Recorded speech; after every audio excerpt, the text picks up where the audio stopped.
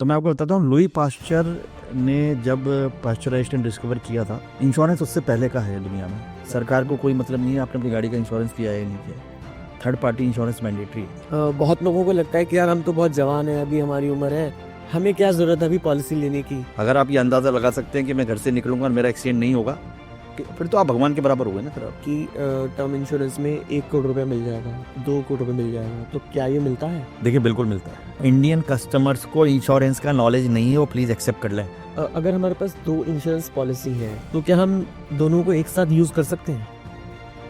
Welcome to victory success talk. मेरा नाम है कौशल और आज हम फीचर करने जा रहे हैं मिस्टर धर्मेश शर्मा जी को। He is a CEO right route to insure.com। इस कंपनी के पास लगभग 5,000 से एजेंट एसोसिएटेड हैं and he has experience of 22 years of in insurance industry. तो अगर धर्मेश जी की बात करें तो इन्होंने लगभग 2,000 से ज्यादा पॉलिसीज को बेचा है। और अगर हम राइट रूट टू insure.com की बात करें तो इसके पास लगभग 5,000 से ज्यादा कस्टमर बेस है, यानी कि 5,000 से ज्यादा customer right route to insure.com के साथ कनेक्टेड है और इन्होंने अब तक इंश्योरेंस लिया है। तो आइए आज का पॉडकास्ट हम शुरू करते हैं धर्मेश शर्मा जी के साथ। Sir, first of all welcome, हमारे आज चैनल में आए आप, पॉडकास्ट में आपका बहुत बहुत स्वागत करना चाहता हूँ। Thank you sir, thank you very much for inviting me. मुझे बहुत अच्छा लगा आपसे मिलकर। सो क्या हम आज का पॉडकास्ट शुरू कर सकते हैं? बिल्कुल सर, बिल्कुल करिए। अगर हम आज हम इंश्योरेंस की बात करने जा रहे हैं। इंश्योरेंस एक ऑलवेज हॉट टॉपिक रहता है और एक हर आम आदमी की रिक्वायरमेंट होती है। हर आदमी अपने लाइफ में कभी ना कभी इंश्योरेंस ज़रूर खरीदता ही है। सो एक इंडिया के अंदर ऐसे कौन से इंश्योरेंस है जो एक हर आम आदमी को लेने चाहिए? देखिए, अब ये ना बहुत सिंपल सा कंसेप्ट है इंश्योरेंस। इसको अननेसेसरी बहुत कॉम्प्लिकेटेड बनाया जाता है। इंश्योरेंस क्या है आपको ये समझना पड़ेगा कि जहाँ पे भी आप फाइनेंशियल लॉस बियर नहीं कर सकते एज ए पर्सन, उन चीज़ों को आपको इंश्योरेंस लेना पड़ेगा। पर मैं आपको बहुत सरल भाषा में बताऊं कि अगर आपको किसी भी तरह का फाइनेंशियल लॉस होता है या आपको किसी भी तरह का मॉनेटरी नुकसान होता है, तो आप पेपर पे ऐसे 5 लोगों के नाम लिखिए जो उस टाइम पे आपके काम आ जाएंगे। मैं आपको गारंटी बोल के दे रहा हूँ, आपको 5 नहीं, 1 आदमी भी नहीं मिलेगा। तो अगर आपको 1 आदमी भी नहीं मिल सकता है ना, तो फिर आपको इंश्योरेंस लेना बहुत ज़रूरी है। बिकॉज क्या है, आपकी गाड़ी ली आपने, 10 लाख का गाड़ी ली, गाड़ी का एक्सीडेंट हो गया, आपने इंश्योरेंस नहीं किया, आपने गाड़ी लोन पे ली थी, ईएमआई पे कर रहे हैं, बैंक आपको नहीं छोड़ेगा। राइट। तो कहाँ से पैसा भरेंगे उस गाड़ी का? आप बीमार हो गए, आपकी फैमिली में किसी की तबीयत खराब हो गई, हॉस्पिटल का 5 लाख का बिल आ गया, रिलेटिव्स फ़ोन उठाना बंद कर देते हैं। राइट। ये रियलिटी है। ठीक है, भगवान ना करे आपके परिवार में आप कमाने वाले थे और आपकी मृत्यु हो गई। मैं पर्सनल एक्सपीरियंस बता रहा हूँ, 12 दिन तक सब आपके साथ होते हैं। जैसे 12 दिन कंप्लीट होते 13वें दिन कोई पूछने नहीं आता। तो अगर ये बहुत हार्श रियलिटीज़ हैं, लेकिन अगर आप इनको समझेंगे तो मैं आपको बताता हूँ, लुई पास्चर ने जब पास्चराइजेशन डिस्कवर किया था, इंश्योरेंस उससे पहले का है दुनिया में। तो they are 3 gifts to mankind जिनको हम कहते हैं ना। इसमें एक तो है पास्चराइजेशन, एक है इंश्योरेंस और एक है माइक्रोचिप। तो अगर आप समझेंगे तो insurance as a gift to mankind. आप चारों तरफ कहीं भी सोचेंगे तो इंश्योरेंस है। इंश्योरेंस के बिना सामान आपके पास आ नहीं सकता, सामान जा नहीं सकता, आप रोड पे चलते हैं, कुछ भी हो सकता है, भगवान ना करे, आपका परिवार है। तो इंश्योरेंस ही है जो आपको एक फाइनेंशियल प्रोटेक्शन देता है। तो अगर आप इसको as a financial protection tool समझेंगे तो इंश्योरेंस समझना बहुत आसान है। तो ये इंश्योरेंस के बारे में बहुत सिंपल सी भाषा है। इसको हिंदी में बीमा कहते हैं हमारे देश में। लेकिन फिर भी अगर आप मेरे से पूछें, सबसे इंपॉर्टेंट, अगर आपके घर में गाड़ी है तो गाड़ी का इंश्योरेंस कराना बहुत ज़रूरी है। हेल्थ का इंश्योरेंस कराना बहुत ज़रूरी है, बिकॉज मेडिकल कॉस्ट बहुत हाई है। प्लस आपको लाइफ इंश्योरेंस लेना बहुत ज़रूरी है कि भगवान ना करे आपको कुछ हो जाए तो आपके परिवार को वो फाइनेंशियल सपोर्ट ब्लेस हो जाए, वो जिंदगी को उस तरीके से जी सकें जो जिंदगी आप उनके लिए बना के गए हैं। राइट। तो ये 3 बहुत इंपॉर्टेंट है। बाकी फिर डिटेलिटीज हैं जो आगे डिस्कस की जा सकती है। राइट। राइट। राइट। एक आम आदमी इंश्योरेंस ले लेता है, ठीक है, तो उसको लगता है कि मेरा सब कुछ कवर हो गया। ठीक है, ये हम अभी बात कर रहे हैं मोटर इंश्योरेंस की, कार इंश्योरेंस या व्हीकल इंश्योरेंस की बात करें तो उसको लगता है मैंने इंश्योरेंस ले लिया तो सब कुछ कवर हो गया, मेरी गाड़ी इंश्योर है, कुछ भी हो जाए मुझे पूरा इंश्योरेंस मिल जाएगा।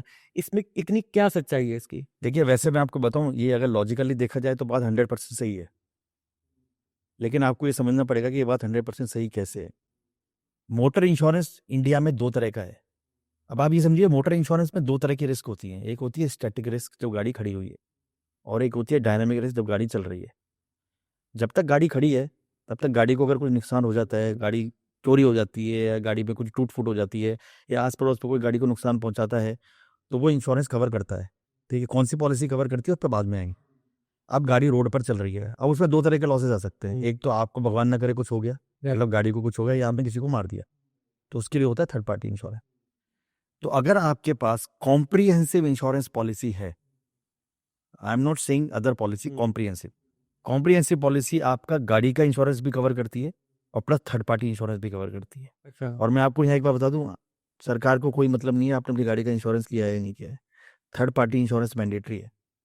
ये हर आदमी को कराना चाहिए। कारण अगर आप रोड पर गाड़ी लेकर आए हैं घर से बाहर, अगर आपका थर्ड पार्टी इंश्योरेंस नहीं है तो आप कुछ भी हो सकता है, किसी भी सिचुएशन में आ सकते हैं, उसके लिए आप तैयार रहिए। और ये मैंडेटरी है, गवर्नमेंट का एक्ट है, मोटर व्हीकल एक्ट के अंदर section 147 if I am not wrong, motor vehicle act को इंश्योरेंस को कवर करता है। और सबसे बड़ी बात मैं आपको बता दूं, अगर आपने किसी को मार दिया और आपके पास इंश्योरेंस नहीं है, कंपनसेशन आपको उसकी फैमिली को देना पड़ेगा। और उसके अंदर मैं आपको दूं, as per Punjab land revenue act, उसके अंदर एज एन एरियर कलेक्टर जो है उस डिस्ट्रिक्ट का एक ऑर्डर दे सकता है कि आपकी सारी प्रॉपर्टी बेचकर अच्छा विक्टिम की फैमिली को पैसा दिया जाए। अब या तो इंश्योरेंस ले लो या अपनी प्रॉपर्टी बिकवा लो। राइट। तो आप लोग इस गलतफहमी में बिल्कुल ना रहें कि अगर आप थर्ड पार्टी इंश्योरेंस नहीं लेते हैं तो आप बच के निकल जाएंगे। आपने यहाँ पर कॉम्प्रिहेंसिव का वर्ड एक लिया है, तो कॉम्प्रिहेंसिव और थर्ड पार्टी में डिफरेंस क्या है? तो वह तो कॉम्प्रिहेंसिव वर्ड मैंने क्यों यूज किया कि कई लोग कहते हैं सर हमारा तो बम्पर टू बम्पर कवर है कॉम्प्रिहेंसिव। कॉम्प्रिहेंसिव में कभी भी बम्पर टू बम्पर कवर नहीं होता है। ओके। तो जो नील डेप्रिसिएशन है वो एड ऑन है, वो कॉम्प्रिहेंसिव का पार्ट नहीं है। ओके। ठीक है, क्योंकि ये कई बार कस्टमर आपसे बहुत जिद करेगा कि अरे सर आपका कोटेशन ज्यादा आ रहा है, ये कम आ रहा है, ऐसा नहीं। कॉम्प्रिहेंसिव पॉलिसी एक ऐसी पॉलिसी है जो सिंगल पॉलिसी आपकी गाड़ी को भी इंश्योर करती है और थर्ड पार्टी को भी इंश्योर करती है। अच्छा, जब हम इंश्योरेंस लेने जाएं वो कभी नहीं बताते हैं ये बात? वो कभी नहीं बताएंगे। कॉम्प्रिहेंसिव तो नाम ही नहीं लेते, वो सिर्फ जनरली एक पॉलिसी का नाम लेते हैं, क्या पॉलिसी लेते हैं, हाँ, बस। तो क्या है वो तो कॉम्प्रिहेंसिव को है ना, वर्ड को इंडिया में बहुत लोकल स्लैंग्स में भी यूज किया था, जैसे full insurance, first party insurance, ठीक है, बम्पर इंश्योरेंस, इस तरह के शब्द जो है छोटे छोटे शहरों में यूज होते हैं। पर फुल इंश्योरेंस बिल्कुल ही गलत शब्द है। मैं आपको कि फुल इंश्योरेंस कभी हो ही नहीं सकता, बिकॉज उसके अंदर डिडक्टेबल आ जाता है। ठीक है, कुछ ना कुछ पैसा आपका कटेगा, जिसमें अपन बाद में बात करेंगे। ये भी एक बहुत बड़ा कहते हैं ना कस्टमर के साथ फ्रॉड का कारण। मैं फ्रॉड वर्ड यूज नहीं करूंगा, कस्टमर की बेवकूफ़ी की वजह से कस्टमर को ये नुकसान होता है। बट कॉम्प्रिहेंसिव आपकी सिर्फ गाड़ी का इंश्योरेंस कवर करता है, जो गाड़ी की टर्म्स एंड कंडीशन होती है इंश्योरेंस की वो सारी एप्लीकेबल होती है। एड ऑन कवर्स एक लंबा टॉपिक है जो फिर कभी अपन डिस्कस करेंगे। थर्ड पार्टी कॉम्प्रिहेंसिव का पार्ट होता है। और दो ही तरह की पॉलिसीज हैं, या तो कॉम्प्रिहेंसिव ले लो या थर्ड पार्टी ले लो या लाइबिलिटी ले लो। तो थर्ड पार्टी लाइबिलिटी और लाइबिलिटी इंश्योरेंस बिल्कुल सेम है।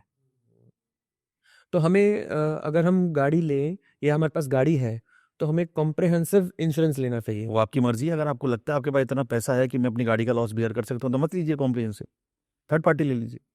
कई लोग कहते हैं नहीं जी हमारी गाड़ी को तो कुछ नहीं होगा, तो मैं उनको कहता हूँ आप मेरी कंपनी में ज्योतिष आ जाइए, क्योंकि आप इतना प्रोटेक्शन कर सकते हैं कि मैं घर से निकलूंगा और मुझे कुछ नहीं होगा, मेरी गाड़ी को कुछ नहीं होगा। तो ऐसे लोगों की हमारी कंपनी को बहुत जरूरत है। तो हम कस्टमर को बता देंगे सर आपकी कुंडली के हिसाब से आपकी गाड़ी को कोई नुकसान होने वाला नहीं है, आप तो खाली थर्ड पार्टी इंश्योरेंस करा लो। तो ये मेरा कहने का मतलब क्यों है, इसको अपन मजाक के तौर पर ले सकते हैं। अनफोर्सीन सर्कमस्टांसेस ही पॉलिसी में कवर हो सकते हैं, जिसका आप अंदाजा नहीं लगा सकते। अगर आप ये अंदाजा लगा सकते हैं कि मैं घर से निकलूंगा और मेरा एक्सीडेंट नहीं होगा, कि फिर तो आप भगवान के बराबर हो गए ना। फिर तो आपको जरूरत ही नहीं इंश्योरेंस की। तो थर्ड पार्टी इंश्योरेंस मैंडेटरी है, कॉम्प्रिहेंसिव लेना नहीं लेना आपके ऊपर है। पर मैं आपको बता रहा हूँ, मैंने लोगों को बहुत नुकसान उठाते हुए अपनी वाइफ के ज्वेलरी गिरवी रखते हुए देखा है अपनी गाड़ी छुड़ाने के लिए, क्योंकि गाड़ी का क्लेम आएगा, क्योंकि बैंक वाला आपको नहीं छोड़ेगा। बैंक को आपकी इंश्योरेंस से कोई मतलब नहीं है। राइट। बैंक को मतलब है अपने पैसे से। तो ये आपको सोचना, if you are rich enough और आपको लगता है नहीं कि बहुत पैसा है, मत करिए गाड़ी की इंश्योरेंस। कौन कह रहा है? थर्ड पार्टी की हम बात कर रहे हैं तो यहाँ पर लगता है कि जैसे थर्ड पार्टी इंश्योरेंस अगर किसी ने कराया, गाड़ी हिट हो जाती है तो जिसने हिट करी है उसको भी पैसा मिलेगा, ऐसा है क्या? नहीं, ये बहुत बड़ी गलतफहमी है आपको। अच्छा, उसको पैसा नहीं मिलेगा? मोटर इंश्योरेंस में एक होता है नॉक इन नॉकआउट एग्रीमेंट। नॉक इन नॉकआउट क्या कहता है कि अगर दो गाड़ी आपस में भिड़ती हैं या दो गाड़ी को एक्सीडेंट होता है तो वो अपनी अपनी पॉलिसी से क्लेम करेगी। अगर ये नहीं होता तो पूरे इंडिया में एक ही पॉलिसी कराने का जरूरत है बस। आप अपनी गाड़ी से किसी को मारो, राइट। वो भी क्लेम ले लेगा, आप भी ले लोगे, फिर आप दूसरे की मारो, वो भी क्लेम ले लेगा, आप भी ले लोगे। ऐसा नहीं है। नॉक इन नॉकआउट एग्रीमेंट में आपको अपनी पॉलिसी पे ही क्लेम करना है, और अगर आपकी इंश्योरेंस नहीं है तो आपको ओन डैमेज कवर नहीं मिलेगा। और थर्ड पार्टी है तो थर्ड पार्टी अगर किसी को चोट लग गई या कुछ नुकसान हो गया वो पॉलिसी कवर करेगी, और अगर दोनों ही नहीं है फिर क्या बात करें इस बार, फिर तो आप ये पॉडकास्ट यहीं बंद कर दो, देखो ही मत।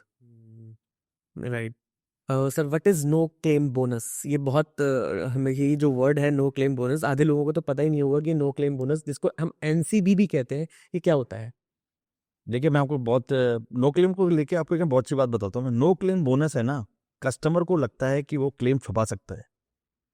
जैसे समझो मेरी गाड़ी है, मैं गाड़ी चला रहा हूँ, मैंने क्लेम किया, अगले साल मैंने रिन्यू करी पॉलिसी, तो एग्जिस्टिंग इंश्योरेंस कंपनी में जो है ना प्रीमियम ज़्यादा आ गया, तो मैं अगली कंपनी में जाता हूँ और वहाँ पे बताता ही नहीं हूँ मैंने क्लेम किया, तो मैं इस पर नो क्लेम बोनस ले लेता हूँ।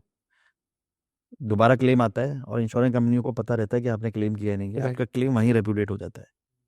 फिर आप सोशल मीडिया पर जाके इंश्योरेंस कंपनीज को गाली देना चालू करते हैं, जो सबसे आसान काम है। तो मैं आपको नो क्लेम बोनस के बारे में बता दूं। नो क्लेम बोनस जो होता है ना, वो बोनस होता है, बोनस का मतलब वो उसको मिलता है जो बहुत अच्छी तरह गाड़ी चलाता है। अगर आपकी ड्राइविंग बहुत अच्छी है तो आपने क्लेम नहीं करा, और क्लेम नहीं करा तो इंश्योरेंस कंपनी कहती है सर हम आपको बोनस देंगे, तो वो नो क्लेम बोनस होता है। पॉलिसी लेने के फर्स्ट ईयर में वो 20% होता है, सेकेंड ईयर में 25, थर्ड ईयर में 35, ऐसे करके मैक्सिमम 50% तक अलाउड होता है। जिस ईयर में आपने क्लेम करा उसके नेक्स्ट ईयर में वो जीरो हो जाता है, तो आपको दोबारा स्क्रैच से चालू करना पड़ता है। नो क्लेम बोनस जो होता है, आप अगर आपकी समझो गाड़ी अभी आपके पास है और आपने क्लेम नहीं करा है और 50% आपके पास नो क्लेम बोनस है, और जब आप नेक्स्ट गाड़ी परचेज करते हैं तो आप ये नो क्लेम बोनस उस गाड़ी पर ट्रांसफर कर सकते हैं। अच्छा। ये तीन ही केस में ट्रांसफर होता है कि अगर ओनर व्हीकल चेंज करता है, ओनर के बेटे को ट्रांसफर होता है और ओनर की वाइफ को ट्रांसफर होता है in the case of the death of the owner of the vehicle. इसके अलावा नो क्लेम बोनस कभी भी ट्रांसफर नहीं हो सके। और अगर मैं इंश्योरेंस कंपनी ही चेंज कर दूं तब भी ट्रांसफर होगा? नहीं, बिल्कुल होता है ऐसा, मैंने क्या बोला आपको, no claim bonus insurance company का नहीं है, नो क्लेम बोनस आपका है। It belongs to the individual जिसकी वो गाड़ी है। तो आपको एक सर्टिफिकेट मिलता है, जैसे इस साल समझो एक्स कंपनी से मैंने इंश्योरेंस कर रखा था, राइट। मेरा 25% नो क्लेम बोनस था, अगले साल मैंने कोई क्लेम नहीं कराया तो मेरा नेक्स्ट से 35 हो जाता है। करेक्ट। तो जिस वाई कंपनी में जाऊंगा वो मुझे 35% नो क्लेम बोनस देगी। ओके।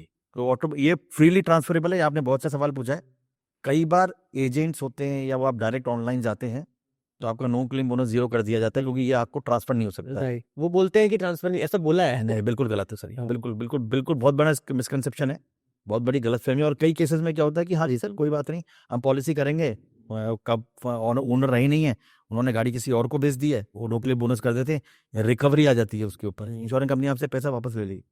अच्छा। बिल्कुल सर। और अगर पैसा वापस नहीं लिया और क्लेम आ गया तो फिर क्लेम आप भूल जाइए सर, फिर आपको क्लेम नहीं मिलेगा। और देखिए जितने भी लोग ये पॉडकास्ट देख रहे हैं या जितने भी लोग इसको देखेंगे या समझेंगे, आप है ना इंश्योरेंस में एक चीज़ याद रखिए, ये principle of utmost good faith पर काम करता है। आपने मेरे पर भरोसा किया, मैंने आप पर। इंश्योरेंस कंपनी जो होती है, मैं आपको फ्रैंकली बता रहा हूँ, किसी भी तरह की चीटिंग नहीं करती है। मैं आपको अपना 20 साल का एक्सपीरियंस बता रहा हूँ, मैंने अपने करियर में कोई भी जेन्युइन क्लेम है ना आज तक रेपुटेट होते नहीं देखा है। क्लेम कैसे रेपुटेट होता है वो मैं आपको बताऊँ, 99% कस्टमर की गलती होती है। अच्छा। अब जैसे मैं आपको एग्जांपल देता हूँ, आपकी गाड़ी पे राइट साइड पे डेंट पड़े हुए थे, आपने क्लेम नहीं करा, अब गाड़ी पे लेफ्ट साइड पे डेंट पड़ गए, आप गाड़ी लेके गए, आपको डीलर कहता है सर आप स्टेटमेंट दे देना हम कर देंगे, आपने स्टेटमेंट दे दिया कि सर दोनों एक्सीडेंट एक ही साथ हुए थे, ये हुए थे वो हुए थे। इंश्योरेंस कंपनी के जो सर्वेयर्स होते हैं दे आर सो इंटेलिजेंट कि वो रस्ट से पता कर लेते हैं कि क्लेम कब आया है। ठीक है, तो आपको ये देखना है गाड़ी पे, देखिए आपने अगर पॉलिसी ली है तो आपको क्लेम के लिए डरने का जरूरत नहीं, लेकिन आप अगर चीज़ें छुपाएंगे, चीज़ें डिले करेंगे तो आपका क्लेम रेपुटेट होगा। क्योंकि देखिए आप एक बात समझिए, इंश्योरेंस क्या है, हम सब मिलके एक पूल बनाते हैं और उस पूल में से किसी की जरूरत के टाइम पर मदद करते हैं। करेक्ट। सिंपल सा फंडा है। सिंपल सा मैं आपको एक पीस ऑफ पेपर देता हूँ और प्रॉमिस करता हूँ कि सर हम सबने मिलकर पैसा इकट्ठा किया हुआ है, आपको अगर लॉस आ गया तो वी आर देयर। तो अगर आप उनसे चीटिंग कर रहे हैं ना तो आपके साथ भी कोई करेगा फिर चीटिंग, सिंपल सी बात है। तो हम सब, ये सब हमारा ही पैसा है, तो इंश्योरेंस कंपनी उस पैसे को बहुत ध्यान से खर्च करती है, ऐसा नहीं वो कुछ भी दे देगी आप। और उनकी देखिए मैं ये नहीं कह रहा कि मिसचीव्स नहीं होते हैं, ठीक है, मिसचीव होते हैं, वो कस्टमर को नहीं पता इस वजह से मिसचीव हो जाते हैं। एवरीवन ट्राइज कि क्यों दूं मैं पैसा, लेकिन उन चीज़ों का आपको ध्यान रखना पड़ेगा। और 90% जो है ना राइट। कस्टमर की ही गलती होती है। राइट। हमें लगता है कि गाड़ी में हमारे डेंट्स पड़े हुए हैं, तो और हम क्लेम्स ले लेते हैं उनके, एनसीबी पे उसका क्या इम्पैक्ट पड़ता है? आपने क्लेम किया एनसीबी जीरो, अच्छा, जीरो ज्यादा है। एनसीबी जीरो उसी टाइम। अब मैं आपको एग्जांपल देता हूँ, समझिए आपकी गाड़ी 4 साल पुरानी है, आपका नो क्लेम बोनस का अमाउंट बन रहा है 7,000 रुपये, ठीक है, आपने गाड़ी का क्लेम किया, रिपेयर सब पकड़ के बिल आया 3,000 रुपये, आपने 3,000 रुपये पे कर दिया, इंश्योरेंस कंपनी ने 1,500 रुपये डिडक्टिबल काट लिया उसमें से, राइट। तो 1,500 रुपये दिया, आपने नुकसान कितने का कर लिया? 7,000 रुपये का। तो आपको ये भी बहुत वाइजली सोचना पड़ता है कि मेरा नो क्लेम बोनस का अमाउंट कितना है। ठीक है, इंश्योरेंस का मतलब ये नहीं कि मुझे क्लेम करना, लेकिन जेन्युइन क्लेम हो आप करिए सर, इंश्योरेंस कंपनी क्लेम्स देती है। ठीक है, पर आपको ये ध्यान रखना है कि आपने पॉलिसी, क्योंकि पॉलिसी की कहते हैं ना अपने देसी भाषा में कि पोल पट्टी जब खुलती है ना, हाँ, तो उस टाइम खुलती है जब सबसे ज्यादा जरूरत होती है। सही बात। तो पॉलिसी का सारा जो कच्चा चिट्ठा खुलेगा ना, वो क्लेम के टाइम खुलेगा, नहीं वो तो तब आप खुलेगा खुश जब और गाड़ी के डेंट लगेगा और गाड़ी जाएगी, बिल्कुल सर, वो वाली बात, जब जब जब क्लेम आएगा तब पता लगेगा। तब पता लगेगा। अब जैसे मैं आपको एग्जांपल देता हूँ, आपने गाड़ी बेच दी, ठीक है, इंश्योरेंस पॉलिसी आपने ट्रांसफर नहीं करी, आपने आरसी ट्रांसफर करवा ली, राइट। आपने कहा यार कौन एक्स्ट्रा पैसे देगा, क्योंकि नो क्लेम बोनस का रिकवरी वगैरह से आपने कहा 2-4 हज़ार बचा लेते हैं, क्लेम आ गया आपका, तो आपका जो इंश्योरेबल इंटरेस्ट है ना वो खत्म हो गया, क्योंकि पॉलिसी किसी और के नाम पर है और गाड़ी किसी और के नाम पर है। कुछ रिसेंट सुप्रीम कोर्ट के जजमेंट्स हैं जो इस चीज़ को थोड़ा वो करते हैं, लेकिन उसमें बहुत ध्यान रखना पड़ता है कि आपने इन्फॉर्म किया था, लेकिन इंश्योरेंस कंपनी के एंड से डिले था, क्या था, वो सब चीज़ों का ध्यान रखना पड़ता है।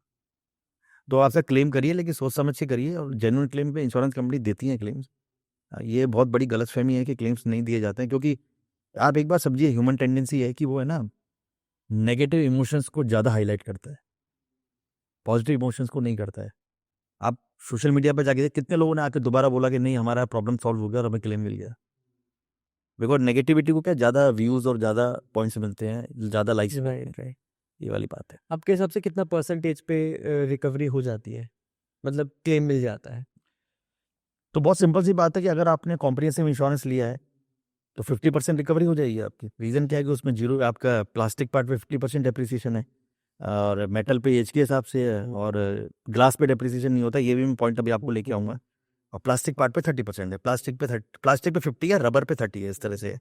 तो क्लेम आया तो 50% रिकवरी तो हो जाएगी, और recovery is the wrong word, क्योंकि ये रिकवरी नहीं है ये। कई लोग कहते हैं सर हमने 20,000 रुपये प्रीमियम भर रहे हैं हर साल, हमने क्लेम किया नहीं, ये पैसा कैसे लें हम लोग? तो मैं कहा फिर आप कनपट्टी पे बंदूक रख दो ले जाके इंश्योरेंस कंपनी की, और क्या।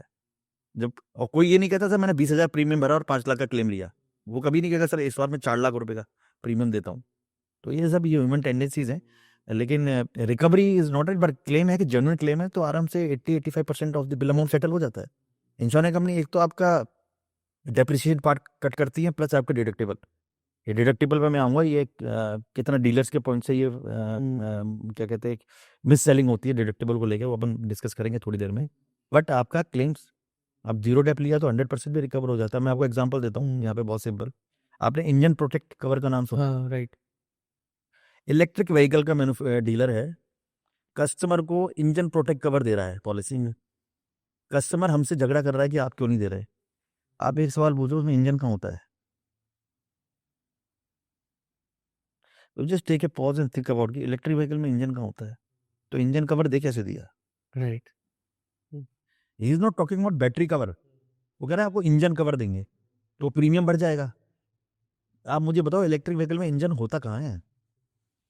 मैं बता रहा हूँ, बड़े बड़े पढ़े लिखे लोग जो हैं वो सवाल नहीं पूछते कि इंजन है कहाँ। राइट। तो इसमें क्या पॉलिसीज के डॉक्यूमेंट्स को रिवाइज करने की जो रिक्वायरमेंट? नहीं, वो दे देगा आपको पॉलिसी, आप देखोगे नहीं, इंजन कवर, इंजन का कभी लॉस आना ही नहीं है ना। अच्छा, आज भी उन पॉलिसीज के अंदर इंजन ही लिखा हुआ है? कई जगह इंजन प्रोटेक्शन कवर ही आता है लिखा हुआ, मैंने देखी है पॉलिसी। अच्छा, हाँ, ईवी व्हीकल में? ईवी व्हीकल में नहीं, पॉलिसी पे नहीं आता है, तो कस्टमर को इंजन प्रोटेक्शन बता के भेज दिया जाता है। आपको पता है इंजन प्रोटेक्ट काम कैसे करता है?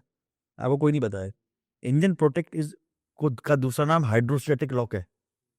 जब आपकी ऑटोमेटिक कार पानी में बंद हो जाती है और उस टाइम पे इंजन में कोई डैमेज होता है, तो ये उसको कवर करता है।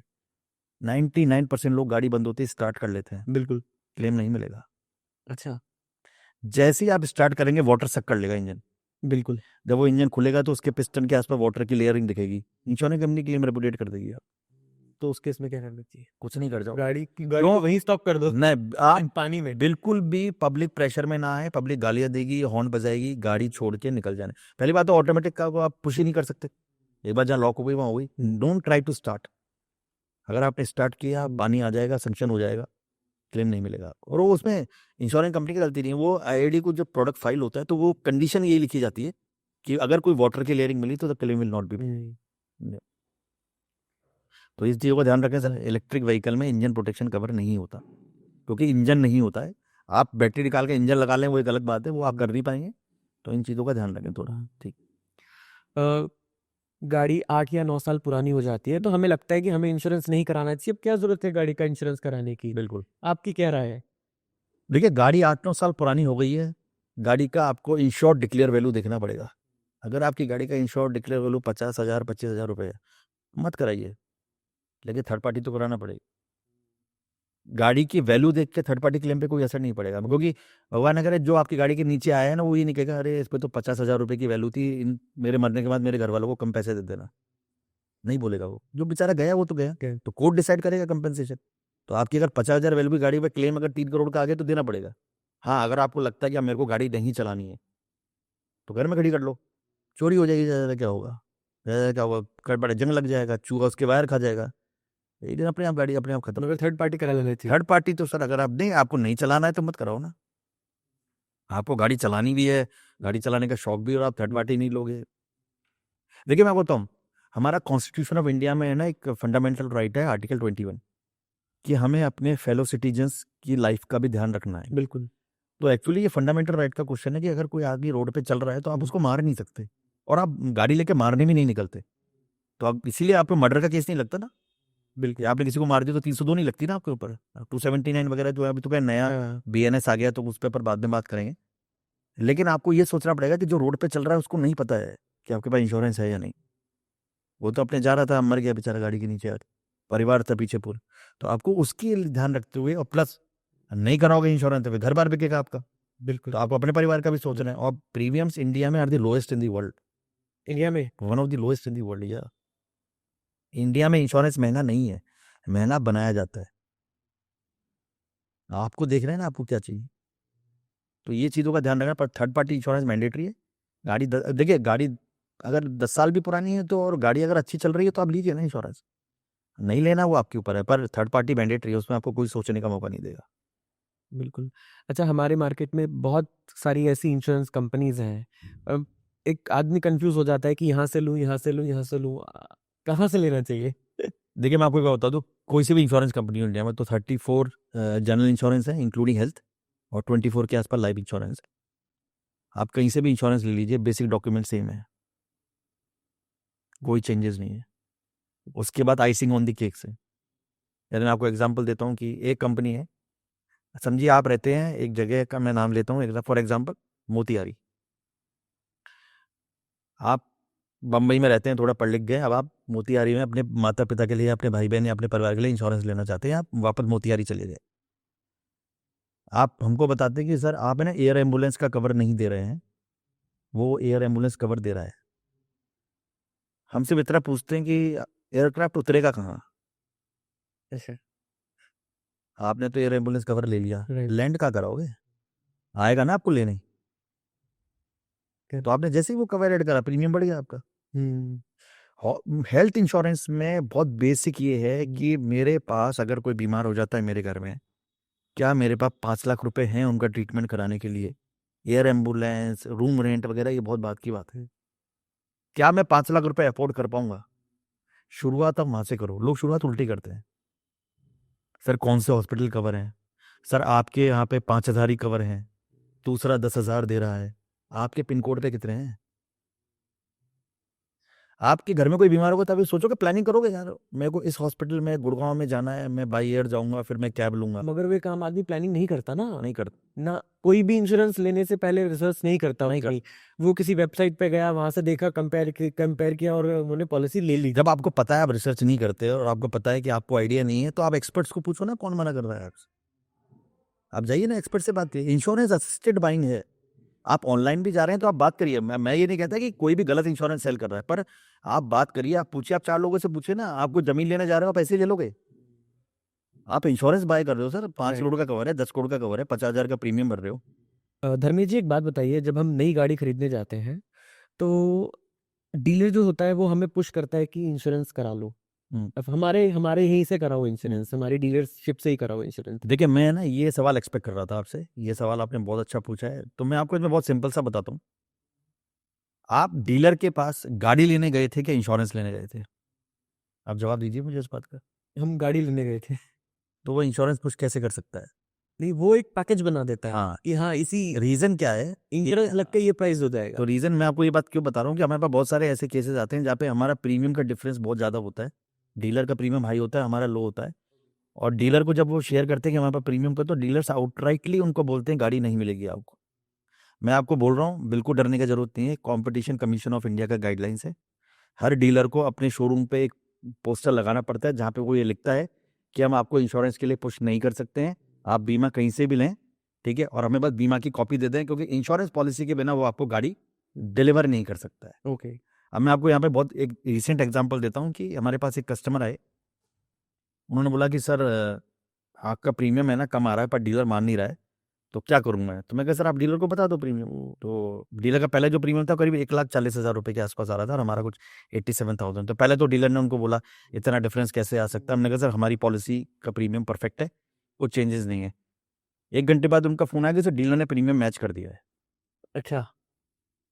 तो मैंने कहा सर मैच कर दिया तो मैं क्या बोलूँ? मैं कहा राइट तो हमारा है सर, क्योंकि हमने आपका पैसा बचाया। Right. बोले नहीं सर, वो बोल रहा है वो गाड़ी नहीं देगा, और अब कह रहा है प्रीमियम भी मैच कर दिया है। तो मैंने कहा ठीक है सर, कोई दिक्कत नहीं है। चले गए वो। 1 महीने बाद उनकी गाड़ी पे क्लेम आया। उनका फ़ोन आया कि सर वो डीलर है ना 20,000 रुपये जमा करने के लिए बोल रहा है क्लेम के टाइम पे। तो मैंने कहा हाँ, क्योंकि आपकी पॉलिसी में वॉलंटरी डिडक्टेबल उसने 20,000 रुपये लगा दिया। तो बोले वो क्या होता है? मैं कहा पॉलिसी को नीचे से पढ़िए, वहाँ पे एक वॉलंटरी डिडक्टेबल होगा 20,000। मैं कहा आपने 20,000 बचाने के चक्कर में डीलर को फ्री में 20,000 रुपये दे दिया आपने। अब वो हर क्लेम पर आपसे 20,000 रुपये काटेगा, जबकि वो कटता सिर्फ 1,000 रुपये बस। अच्छा। वो क्या, उसमें क्या होता है कि इंश्योरेंस पॉलिसी के अंदर अगर आप बहुत अच्छी ड्राइव करते हो और आपको लगता है क्लेम नहीं आएगा, तो एक कंसेप्ट होता है वॉलंटरी डिडक्टेबल का, मतलब आप खुद डिसाइड कर सकते हैं कि आप कितना लॉस बियर कर सकते हैं। तो डीलर ने आपके ब्याह पे 20,000 डिसाइड कर दिया। अब आप पूरे साल में कितना भी क्लेम करिए, 20,000 कटेगा ही आपका हर बार। हर बार। तो इसको और ये असेस्ड अमाउंट पे होता है, क्लेम अमाउंट पे नहीं। इसका मतलब इंश्योर आपने बिल तो बना दिया 2 लाख का, इंश्योरेंस कंपनी कह रही है मैं तो 1.5 लाख रुपए दूंगी, वो 1.5 लाख में से 20,000 कटेगी वो। अच्छा। तो इस चीज़ का ध्यान रखें, आप पॉलिसी कहीं से भी लें, कंपैरिजन करें, एक्सपर्ट से पूछें, और वॉलंटरी डिडक्टेबल का बहुत ध्यान रखें, बिकॉज वर्कशॉप में जब आपकी गाड़ी जाएगी डीलर अपने पैसे नहीं छोड़ेगा, वो आपसे लेगा पैसे। और एक चीज़ ध्यान रखिए, डीलर का काम इंश्योरेंस बेचना नहीं है, गाड़ी बेचना है, ठीक है? तो आप ध्यान रखें, मैं गाड़ी नहीं बेच सकता और डीलर इंश्योरेंस नहीं बेच सकता, तो थोड़ा ध्यान रखें। और कॉन्ट्रैक्ट है ये, एज पर कॉन्ट्रैक्ट, क्योंकि डीलर का गाड़ी का टारगेट है इंश्योरेंस का। तो हम डीलर से गाड़ी तो ले लें और इंश्योरेंस हम बाहर से ले आप सकते बिल्कुल ले सकते हैं, हैं, और उसको इंश्योरेंस की कॉपी हम डीलर को दे सकते हैं कॉपी देनी पड़ेगी और वो उसके एक्सेप्ट बिना करेगा। बिल्कुल एक्सेप्ट करेगा वो। एक्सेप्ट नहीं करे तो आप हमको, हमारा टोल फ्री नंबर है, आप उस पर कॉल कर सकते हैं, हमारी टीम से बात कर सकते हैं, ठीक है? हम आपको उसके अंदर हेल्प करेंगे, पर लीगली वो आपको नहीं कर सकता। इमोशंस जुड़ा हुआ है ना, पूरी फैमिली को लेके जाता है, फैमिली वो अचानक कोई बोल दे कि मैं गाड़ी नहीं दूंगा, तो उसको लगता है मेरा बेइज्जती हो जाएगा। गाड़ी आपके नाम ऑलरेडी सर वो सिस्टम में चढ़ चुकी है, वो नहीं हटा सकता वहाँ से। अच्छा, उनका प्रीमियम हाई क्यों होता है? इंश्योरेंस में क्या होता है, इंश्योरेंस इंडस्ट्री, देखिए इंश्योरेंस में कस्टमर से we don't charge any fees, हम इंश्योरेंस कंपनी से कमीशन लेते हैं, तो जितना ज़्यादा प्रीमियम उतना ज़्यादा कमीशन। ओके। और वो कंट्रोलिंग स्टेक है उनका, देखिए वो जानते हैं हम कंट्रोल कर सकते हैं, गाड़ी का इंश्योरेंस नहीं कराएगा तो गाड़ी नहीं दूंगा। और दूसरा क्या, कभी भी गाड़ी रात भी देखता नहीं कि इंश्योरेंस का प्रीमियम कितना आ रहा है, ठीक है? तो ये यही रीज़न है, और कोई रीज़न नहीं है बस पर वो आप सोच समझ के समझदारी से निर्णय लें। हम ये कहेंगे आप गाड़ी ले रहे हैं, आपका पैसा है, जितना बच जाए उतना अच्छा है, और अगर आप बहुत ज़्यादा है तो फिर उसमें तो कुछ कर नहीं सकते। राइट। सो व्यूअर्स, यहाँ पर हमें खुद की समझदारी से हमें काम लेना है। ऐसा नहीं है कि किसी ने कुछ भी प्रीमियम बोल दिया और हम उस प्रीमियम पे हमने वो इंश्योरेंस खरीद लिया। हमारे पास ऐसे एक्सपर्ट्स भी हैं, हम उन एक्सपर्ट से बात भी कर सकते हैं, उनसे राय ले सकते हैं, और पहले हम रिसर्च करके फिर हम कभी कोई पॉलिसी लेनी है तो हम उस चीज़ को हम परचेज कर सकते हैं। धर्मेश जी, अब हम आते हैं हेल्थ इंश्योरेंस के ऊपर। बहुत लोगों को लगता है कि यार हम तो बहुत जवान है, अभी हमारी उम्र है, हमें क्या ज़रूरत है अभी पॉलिसी लेने की। इसके ऊपर आपका क्या कहना है? देखिए इंश्योरेंस जो है ना एक स्पेकुलेटिव कॉन्ट्रैक्ट है, तो इंश्योरेंस कंपनी जो प्रीमियम आपसे चार्ज करती है वो ये देख के चार्ज करती है कि मेरे रिस्क फैक्टर उसमें कितना इंपॉर्टेंट है, मेरे क्लेम आने के चांसेस कितने हैं। तो जब आप यंग हैं तो आपको प्रीमियम भी तो कम देना पड़ रहा है ना, राइट।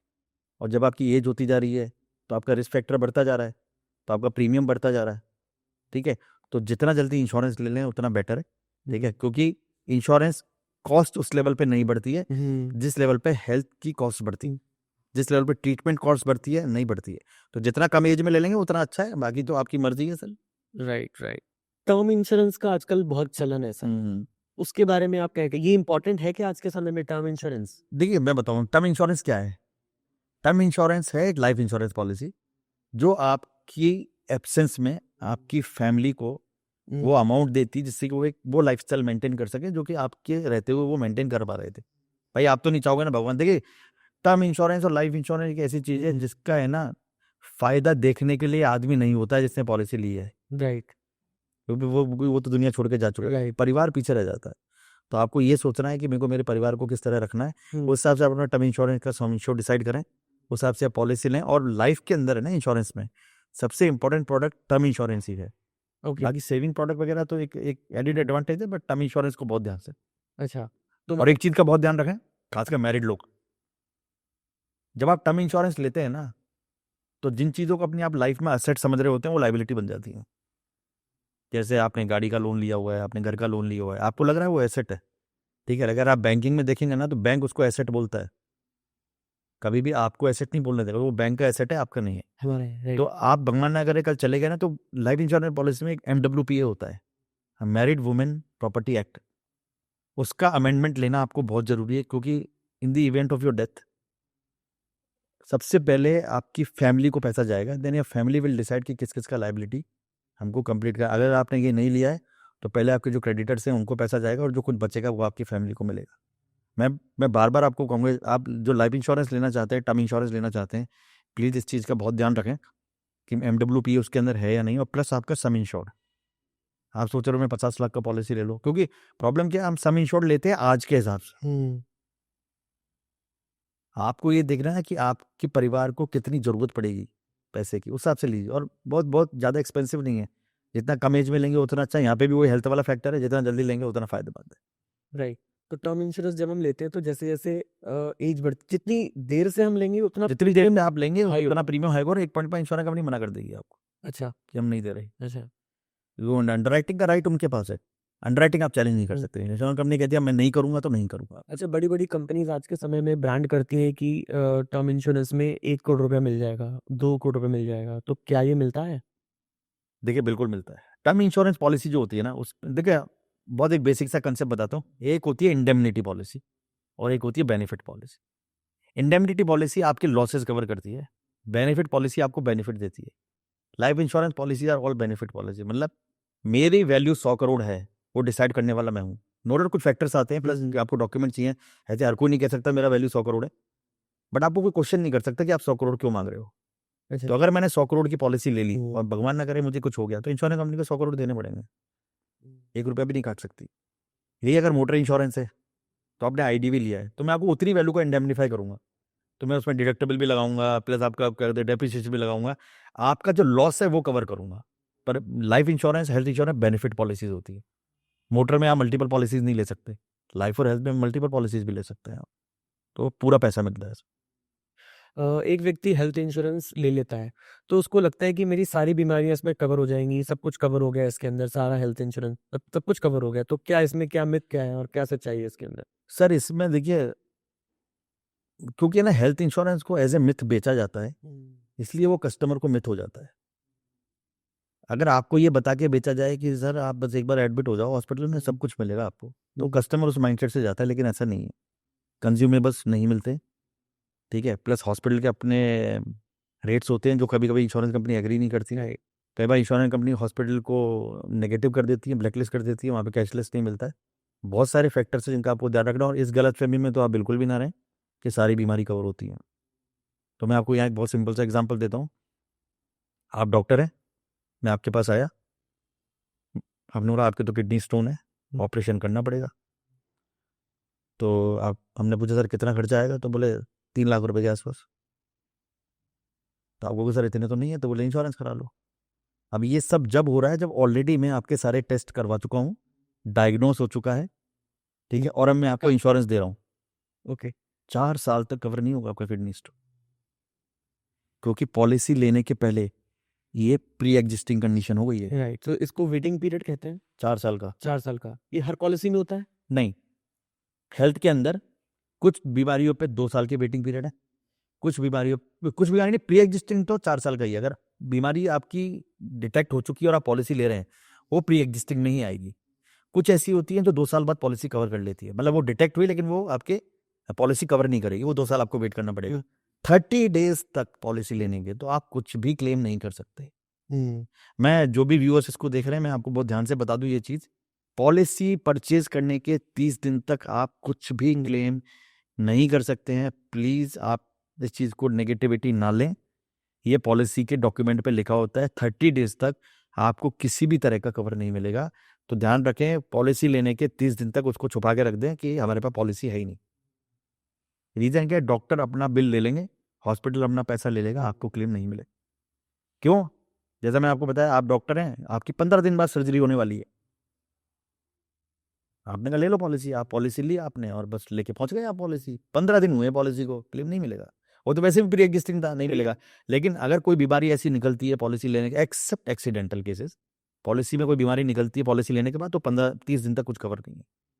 मैं आपको बार बार बता रहा हूँ सारे दर्शकों को, जो क्योंकि वो कस्टमर्स भी हैं या बनना चाहेंगे, बिल्कुल। सबसे बड़ा ग्रीवियंस का रीजन सर ये है कि आप लोगों को पता नहीं होता है कि पॉलिसी 30 दिन तक कुछ कवर नहीं करती। दूसरा ग्रीवियंस का रीजन ये कि आपको ये पता नहीं होता है कि कुछ बीमारियां 2 साल तक कवर नहीं होती। और सबसे इंपॉर्टेंट रीजन ये होता है कि आपको ये पता ही नहीं होता है कि हमारी जो बीमारी है वो 4 साल तक कवर नहीं होती। ये 3 चीज आप याद रख लीजिए, आपकी कभी भी हेल्थ इंश्योरेंस से नाराजगी नहीं होगी।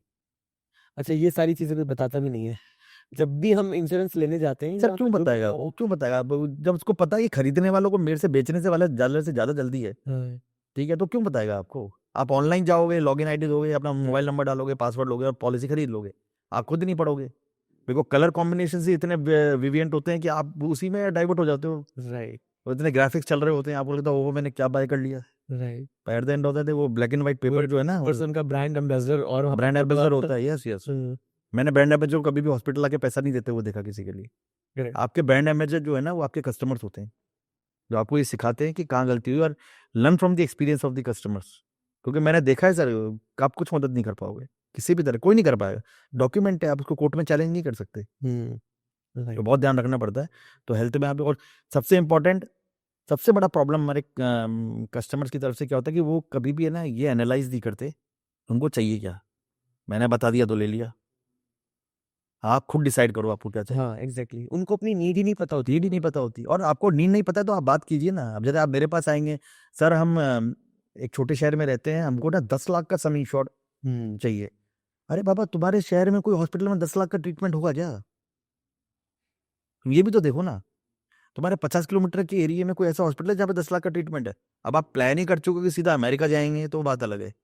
अरे कई लोग कहते हैं सर एक इंश्योरेंस कंपनी की पॉलिसी है सर, वो ग्लोबल भी कवर करती है। मैं कहा पासपोर्ट है आपके पास? तो सर पासपोर्ट तो नहीं है, तो कैसे जाओगे डंकी रूट से ट्रीटमेंट कराने? तो यू नीड टू अंडरस्टैंड कि भैया मेरे को लेना क्या है। लेना क्या। देखो मैं तो, देखो क्या होता है, आपको बहुत सिंपल बताऊं, आपने मॉडर्न बाजार देखे होंगे, तो मॉडर्न शॉपिंग सेंटर होते हैं, इम्पल्स बाइंग होती है, लेने कुछ जाते हैं, ले कुछ आते हैं। करेक्ट। सेम इंश्योरेंस में है, एक्चुअली जो लेने का सोचा था वो तो लिया ही नहीं, राइट। बाकी सब कुछ ले लिया। बिल्कुल। This is the problem. वहीं पे तो सर जो लैक ऑफ नॉलेज जिसको हम बोलते हैं ना, कि उसकी वजह से हम कुछ और ले लेते हैं। मैं आउटराइटली आपको बहुत जिम्मेदारी से कह रहा हूँ, इंडियन कस्टमर्स को इंश्योरेंस का नॉलेज नहीं है, वो प्लीज एक्सेप्ट कर लें। बहुत बहुत ही हमारी नेसेंट इंडस्ट्री है। 2004 में तो प्राइवेटाइज हुई है इंश्योरेंस एक्ट आने के बाद, अभी इसे 20 साल हुए हैं। बहुत टेक्निकली चला जाता है ना सर ये। टेक्निकल है बिकॉज कॉन्ट्रैक्ट है sir, it's a legal contract, technically design करना पड़ेगा। पहली बात तो देखिए स्पेकुलेटिव है, भाई हम अंदाजा ही तो लगा रहे हैं बैठ के कि आपका क्लेम आएगा जब पैसे देंगे। राइट। तो स्पेकुलेटिव है, तो पर उसको हमारा जो कॉन्ट्रैक्ट एक्ट सेक्शन 31 है वो उसको लेजिटिमेट बना देता है। दूसरा कॉन्ट्रैक्ट ऑफ एडिशन है, इसका मतलब एक कंपनी के पास सारी, एक पार्टी के पास पावर है सारा कॉन्ट्रैक्ट डिजाइन करने की, आपको तो लेना ही है ना बस। तो कम से कम उन लोगों से बात करें। देखिए हम एज एन ऑर्गेनाइजेशन बहुत ओपन है इन चीज़ों के लिए, आप कभी भी हमारी टीम को कॉल कर सकते हैं हमसे, या आप व्हाट्सएप कर सकते हैं, हमें मेल कर सकते हैं, हम डेफिनेटली आपके सवाल का जवाब देंगे। इंश्योरेंस नहीं लेना हमसे लेना वो आपके ऊपर है, बट आई एम श्योर कि अगर आप हमारी बात समझेंगे तो आप डेफिनेटली हमारे कस्टमर बनना चाहेंगे। क्योंकि मैं बताऊं प्रॉब्लम क्या है, मिस सेलिंग का रीजन सिर्फ ये है, कस्टमर इज नॉट अवेयर, और कस्टमर अवेयर नहीं होना चाहता, प्रॉब्लम ये है। उसको लगता है यार क्या इंश्योरेंस ही तो है, पर नहीं सर, सबसे ऊपर आप अपनी लाइफ में है ना, फैमिली के ऊपर भी इंश्योरेंस को रखिए, बिकॉज आपकी फैमिली के लिए, आपके लिए अम्ब्रेला है ये, कोई नहीं आएगा। मैं बहुत प्रैक्टिकली बोलता हूँ, ये लोग जो इस गलत फहमी है कि हमारे रिश्तेदार, हमारे भाई, चाचा, मौसा काम आ जाएंगे, कोई नहीं आता। बिल्कुल। प्रैक्टिकल बनो और सोचो इंश्योरेंस के बारे में। अपनी नॉलेज को बढ़ाना चाहिए, हमें थोड़ा-सा अपने आप को अपग्रेड करना चाहिए अपने नॉलेज को, सो दैट कि हम एक बेहतर इंश्योरेंस हम परचेज़ कर पाएँ। जब तक हमें उस प्रोडक्ट की नॉलेज नहीं होगी, बिल्कुल सही। बेहतर इंश्योरेंस होना, बेहतर क्या चीज़ होती है कि आपको पता तो रहे आपको लेना क्या कि है। हमें मिला क्या है, हाँ। उसके बेनिफिट्स क्या है। अब क्या होता है, सब मैं आपको बोलता हूँ कि मैं आपको लेके जाऊँगा मून पे, हुँ, ठीक है? और मैं ले कहीं और जाता हूँ, तो एक्सपेक्टेशन और रियलिटी का गैप है, हुँ, और कुछ नहीं है। एक्सपेक्टेशन हमने आपकी इतनी हाई कर दी, रियलिटी कुछ और निकलती है वहाँ राइट, जाकर। अब मैं आपको बताऊँ, आप बिलीव नहीं करोगे, कई केसेस में जिन्होंने इंश्योरेंस लिया अपनी फैमिली को बताते भी नहीं है कि उनके पास इंश्योरेंस है। करेक्ट, ऐसा भी है। क्लेम के टाइम पे पता ही नहीं पॉलिसी है। हुँ, मतलब आप कम से कम पॉलिसी लिए तो अपने फैमिली मेंबर्स को बता के रखो बिल्कुल, कि भाई भगवान के मंदिर में तस्वीर के पीछे, राइट, फ्रिज के ऊपर, मेरे मोबाइल में रखी हुई है, यूज है। राइट, कई लोग यूज ही नहीं कर पाते। यूज़ नहीं करता। क्योंकि मैं आपको बताऊँ, एक बहुत चीज़ बताता हूँ, हॉस्पिटल में कैसे आपके साथ स्कैम होता है। हुँ, जब आप हॉस्पिटल जाएंगे ना इमरजेंसी में, कभी भी कम रूम रेंट वाला रूम खाली मिलेगा ही नहीं आपको। अगर आपका समझो 5 लाख का सम इंश्योर्ड है और रूम रेंट कैपिंग 2% और 4% है, तो 10,000 का कमरा आपको मिलना चाहिए, कभी नहीं मिलेगा। नहीं मिलेगा, कमरा 40-50 हज़ार से कम का होगा ही नहीं, क्योंकि उसको दिख गया आप इमरजेंसी में आए। राइट। फिर आप सोचते हो अरे 5 लाख का इंश्योरेंस तो लिया हुआ ही है ना, तो 50,000 के कमरे में क्या प्रॉब्लम है भाई, खत्म कहानी। हॉस्पिटल तो पहले ही कैलकुलेशन लगा लेता है ना कि यार आपकी कहानी अनइंश्योर कितना है, आपकी कहानी वहीं खत्म हो गई। वही खत्म हो जाती है। रीजन क्या, रूम रेंट कैप था 2%, हुँ, मतलब आप 10,000 तक का रूम ले सकते थे, आपको क्लेम उसके हिसाब से मिलना था, आपने ले लिया 50,000 का, मतलब रूम रेंट से 4 गुना ज्यादा, क्लेम आपका उतना ही कम। तो जब 5 लाख मिल रहा था वो आपका 1 लाख रह गया। राइट, फिर आप सोशल मीडिया पे आके चालू हो जाओ।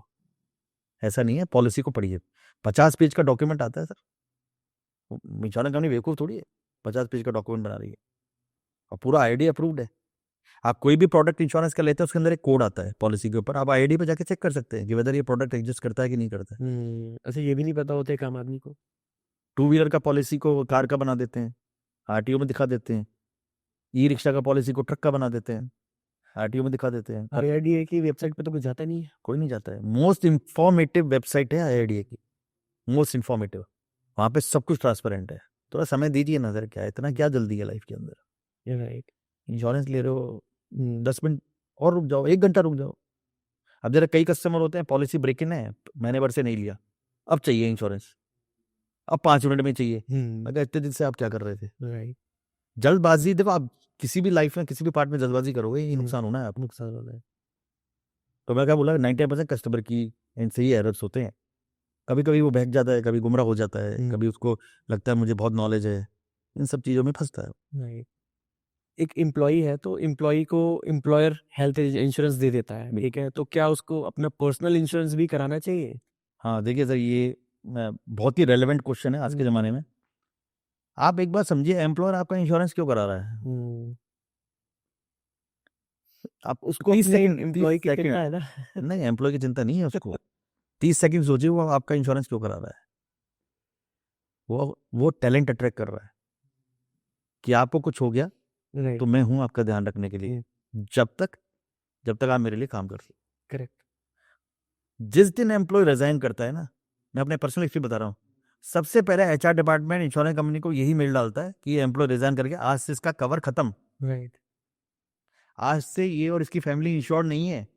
तो कहाँ आपका ध्यान रख रहा था वो तो उल्टा भी ये सोच रहा है कि अगले 3 महीने के पैसे कैसे बचाऊं इंश्योरेंस के।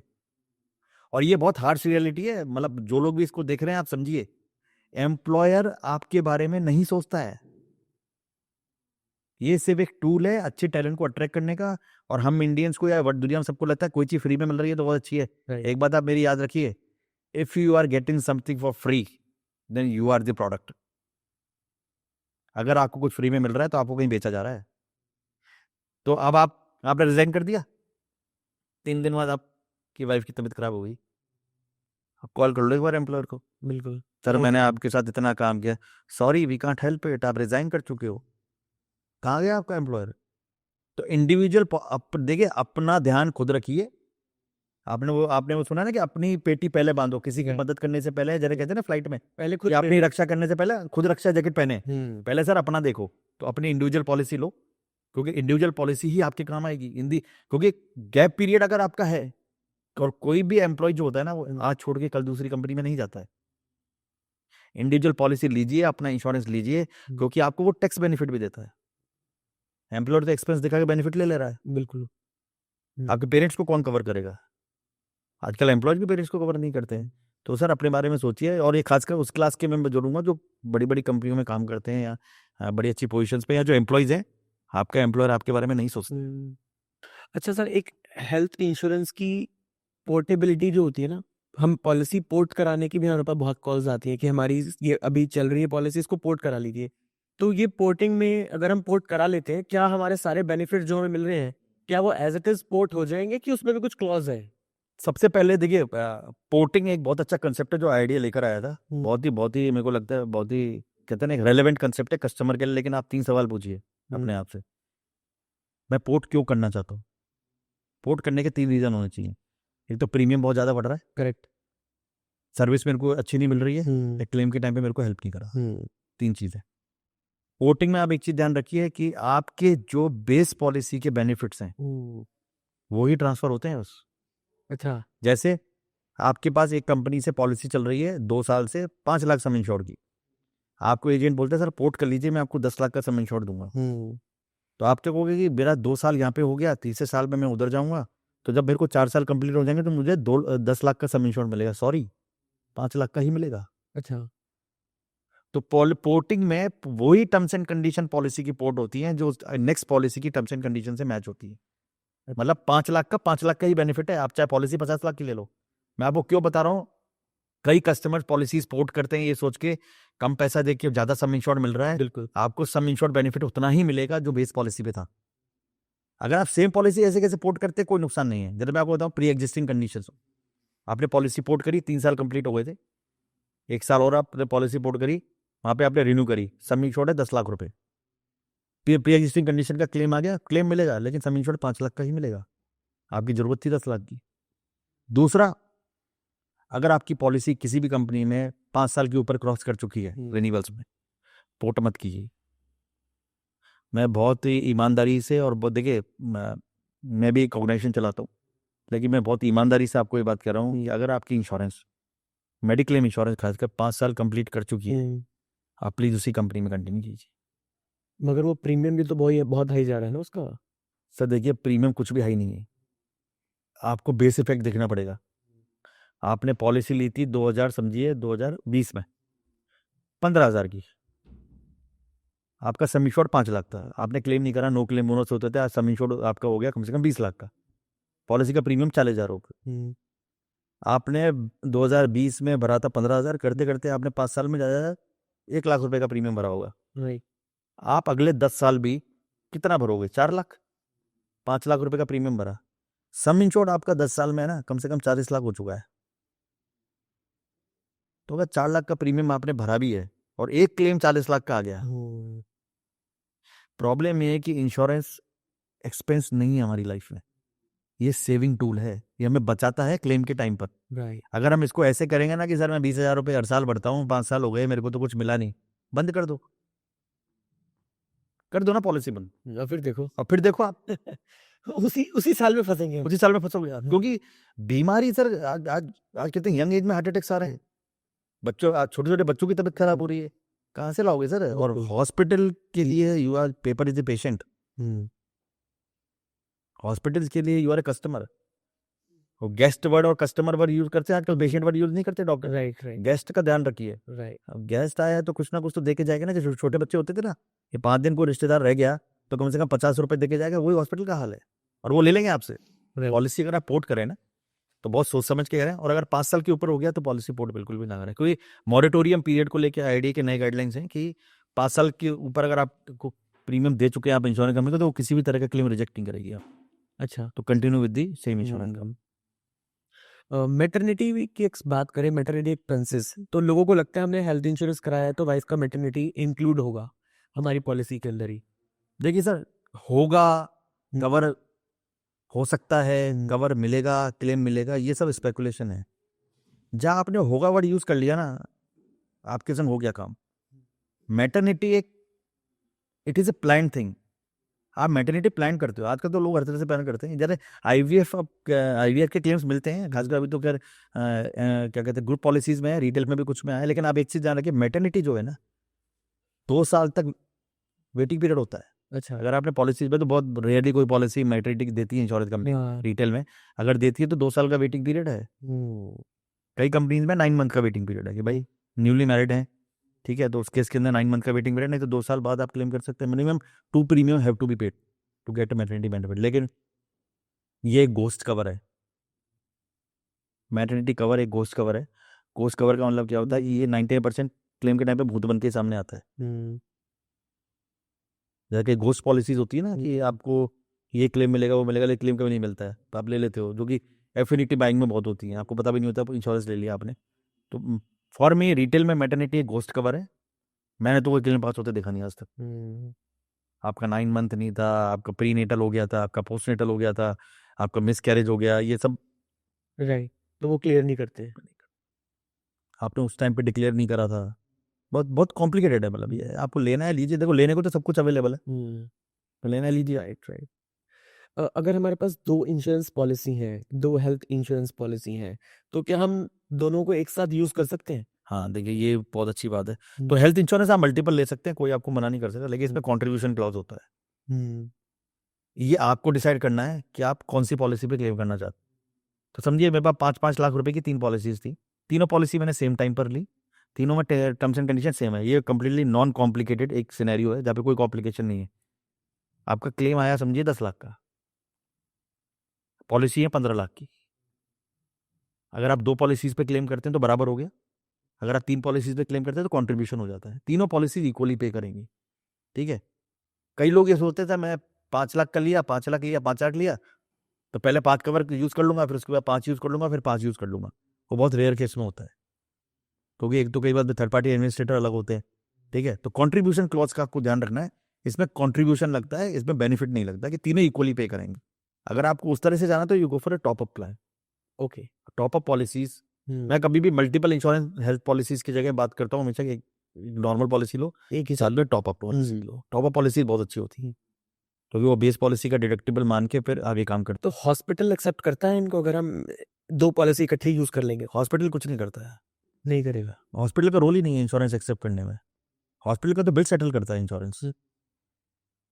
तो ये भी आपको गलतफहमी है कि हॉस्पिटल कुछ करता है। राइट, वो बिल को जो इंश्योरेंस। उनकी टीपीए डेस्क है, हाँ। सारा रोल उसका होता है, वहां आपको जाना है, उनसे बात करना है, हॉस्पिटल का कोई इंटरफेरेंस नहीं। तो वहां से रिजेक्ट हो जाएगा ना? नहीं, कैसे रिजेक्ट हो नहीं जाएगा? होगा रिजेक्ट, यूज कर सकते हैं बिल्कुल बिल्कुल आप यूज कर सकते हैं। रिजेक्ट होने के रीजन कुछ और हो सकते हैं, कंट्रीब्यूशन पे रिजेक्ट नहीं होगा। कोई ये नहीं कहेगा अच्छा तुमने 2 पॉलिसी लिया है नहीं देंगे, नो नो सर, आप 10 पॉलिसी लो, कौन मना कर रहा है? आपने जब तक प्रीमियम पे करा है आप बेनिफिट ले सकते हैं, क्लैशेस नहीं होते। जैसे प्री एग्जिस्टिंग एक पॉलिसी में तो कवर हो गया, दूसरी पॉलिसी आपने 3 साल बाद दी थी, तो वो उसमें तो 4 साल कंप्लीट हो गए, तो पीडी एक्ट का कवर है, लेकिन ये तो 3 साल ही हुए ना, तो ये पॉलिसी कवर नहीं करेगी, फिर आप बाहर आके चालू हो जाओगे। अच्छा, इसमें क्या डिसीज का भी कोई फैक्टर है? Yeah, क्योंकि ये लोगों को पता ही नहीं है। बिल्कुल फैक्टर 99% लोगों को नहीं पता डिसीज के बारे में कि सेम डिसीज के ऊपर हम ले सकते हैं कि वो एक अलग चीज है। तो वो आप जो बात कर रहे हैं वो आप बात कर रहे हैं रेस्टोरेशन की। रिस्टोरेशन। रेस्टोरेशन क्या कहता है कि समझो मेरी पॉलिसी में फ्री रेस्टोरेशन कवर अवेलेबल है, कि मैंने 10 लाख का पॉलिसी लिया, 10 लाख ये रेस्टोर हो जाएगी, तो ये उस बीमारी के लिए रेस्टोर नहीं होगी जिसका आपने ऑलरेडी ट्रीटमेंट ले लिया है, ये दूसरी बीमारी के लिए होगा। दूसरी बीमारी के लिए। दूसरा है आपके बाकी फैमिली मेंबर्स के लिए, आप सेम बीमारी पे आप क्लेम नहीं कर सकते उसको। क्यों? उनका ये कहना है कि आपने सारा सम इंश्योर उड़ा दिया, अब आपके फैमिली मेंबर वाले कहाँ जाएंगे, तो वो रेस्टोर हो जाती है। तो कई कई बड़े खुश होते हैं कि अरे पॉलिसी ऑटोमेटिक कवर कर देगी। जनरली पॉलिसी जब बेची जाती है तो वो रजिस्ट्रेशन के नाम पे बेची जाती है। रेस्टोरेशन बहुत अच्छा कवर है, 5 लाख का सम इंश्योर है, 5 लाख और मिल जाएगा, मगर लोगों को नहीं पता तो कि सेम बीमारी के लिए नहीं मिलेगा वो पैसा। बहुत अच्छा कवर है, लेकिन आपको समझना पड़ेगा कि रेस्टोरेशन की डेफिनेशन क्या है। हाँ। पॉलिसी में लिखी हुई है, पढ़ लो बस। तो रेस्टोरेशन एक डिफरेंट चीज है, कॉन्ट्रीब्यूशन एक अलग चीज है, ठीक है, टॉपअप एक अलग चीज है। हर पॉलिसी का अपना अपना मजा है। राइट हाँ, वो अगर जितना घी डालोगे उतना मजा आएगा वो। Right right right. और मैं आपको यहाँ पे एक चीज और बता दूं,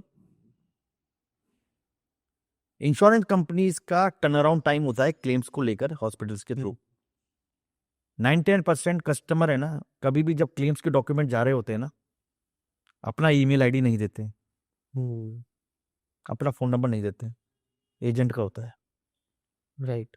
अब इंश्योरेंस कंपनी ढूंढ रही है आपको, क्वेरी का रिप्लाई नहीं आ रहा, क्यों? आपने ईमेल आईडी अपना दिया ही नहीं था। अब तो क्या केवाईसी मैंडेटरी हो गया, पर यहाँ पे मैं आपके कस्टमर्स को सबको बोलना चाहूंगा, अपने कॉन्टैक्ट्स ही दें, अगर आप सही कॉन्टैक्ट देंगे तो आपको क्लेम में दिक्कत नहीं आएगी, अगर आप सही कॉन्टैक्ट नहीं देंगे तो वो आपको ढूंढते रहेंगे, एक पॉइंट के बाद वो हार मान जाएंगे, आपको नहीं पूछेंगे। केवाईसी वैसे मैंडेटरी है, पर बिल्कुल भी ना डरे, आपके डेटा का मिसयूज नहीं होता है। इंश्योरेंस कंपनी के एंड से आपके जितने भी टेली कॉलिंग्स आते हैं, इंश्योरेंस कंपनी से डेटा ब्रीच नहीं होता है। तो प्लीज़ अपने कॉन्टैक्ट डिटेल सही दें, और कोशिश करेंगे जब हॉस्पिटल आपके डॉक्यूमेंट इंश्योरेंस कंपनी को भेज रहा है तो अपना किसी फैमिली मेंबर का या किसी एक फ्रेंड का ईमेल आईडी उसके अंदर कॉपी करवा दें। यहाँ पे मैं क्यों बता रहा हूँ, कस्टमर को 6 घंटे तक कैशलेस का अप्रूवल नहीं आ रहा है, राइट। कस्टमर इंश्योरेंस कंपनी को गाली दे रहा है, देन सडनली कॉल्ड मी, मेरे को कहीं से कॉल आया, मैंने सिर्फ एक लाइन पूछा कि सर आपके हॉस्पिटल से रिक्वेस्ट नहीं गई है, और बिल्कुल वही सिनेरियो था। हॉस्पिटल बोल देगा हाँ भेज दिया, हाँ भेज दिया हमने, भेजा हुआ है। हमें तो पता ही नहीं ना, हॉस्पिटल तो जो हॉस्पिटल बोलेगा वो। हाँ, क्योंकि देख क्या होता है उनके लिए रोज का काम है, it's a very boring job है, आप दिमाग खराब करेगा। कई बार क्या होता है, just to increase room rent, hospital कई बार एक टैक्टिक अपनाता है कट ऑफ डिले करने की, कि मेरा 2 बजे बाद रूम का चार्ज दोबारा लगने वाला है तो मैं 3 बजे तक क्लेम भेजूंगा ही नहीं, राइट। तो लग गया अगले दिन का। राइट। सबसे पैनिक सिचुएशन फैमिली के लिए होती है, और सबसे इंपॉर्टेंट फिर हॉस्पिटल का अकाउंट्स का प्रेशर चालू, पैसा दीजिए सर, हमारे पेशेंट्स की लाइन लगी हुई है, कब तक बैठेंगे, फिर वो बेचारा 3-5 लाख रुपए देके निकलता है कैसे भी करके, फिर उसका क्लेम उसका रीइंबर्स होने चला जाता है, फिर वो बेचारा महीने भर तक फंस रहा होता है, उसको डॉक्यूमेंट मिसिंग होते हैं, वो हॉस्पिटल से लाता है। एक छोटा सा स्टेप है कि आप बस अपना कोई ईमेल आईडी है ना उसके अंदर डलवा दीजिए, आपको पता लग जाएगा। राइट। स्टेटस क्या है वो इससे इससे याद आती रहेगी। आपको स्टेटस तो बहुत दूर की बात, आपको ये पता लगेगा तो डॉक्यूमेंट ही नहीं भेजे, क्वेरी आ जाती है हॉस्पिटल के पास कि भाई Right. ये क्यों था, रिप्लाई नहीं करते हैं।